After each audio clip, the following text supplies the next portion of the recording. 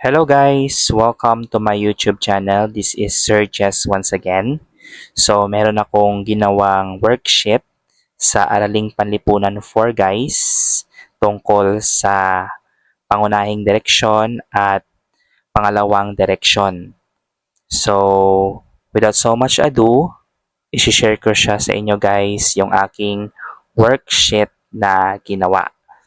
And if you wish to have a soft copy of this worksheet, just let me know on the comment section. So just comment there so that I can provide you a soft copy of my worksheet. So this is a self-made worksheet based on the lesson that we discuss in grade 4.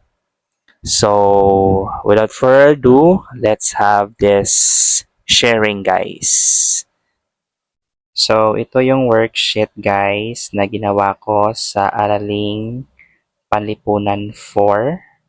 So nilagyan ko siya ng logo and then meron tayong heading. So yan yung heading.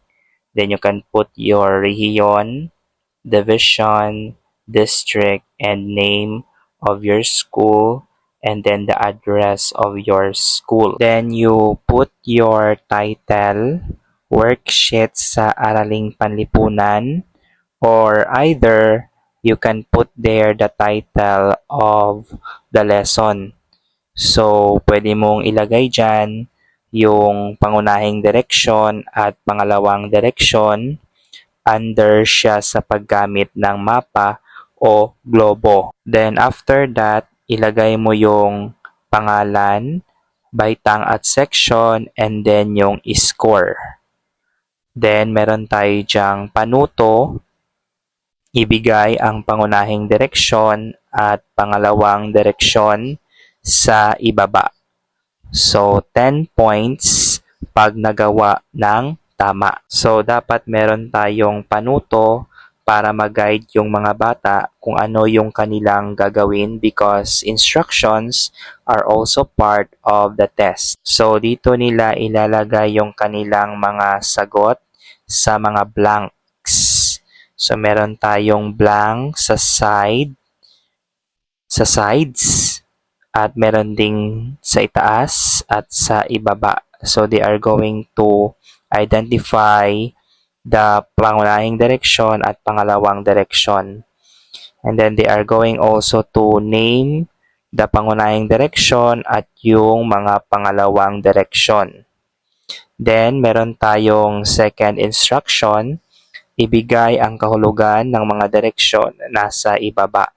So, they are going to give the meaning of HK, HS, TS, TK, HS, K, and T.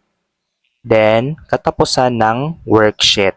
Or either, you can put there the name of yours if you are the one who prepared, and then the one who will approve the worksheet or who will note the worksheet.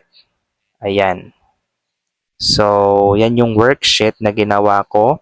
And this is my self-made and own format of doing this worksheet. So again, if you want to have a soft copy of this, just let me know on the comment section. And don't forget to subscribe and hit the notification bell. So that's all guys about my worksheet in Araling Panlipunan 4. So meron pa akong ginawang isa. So I am going to share it with you guys later. Alright, so thank you for watching the video of mine or my shared worksheet to you guys. And I hope you like it, the worksheet. And let me know if you want to have a soft copy so I can provide. So thank you for watching and God bless everyone. Bye bye guys. See you on the next.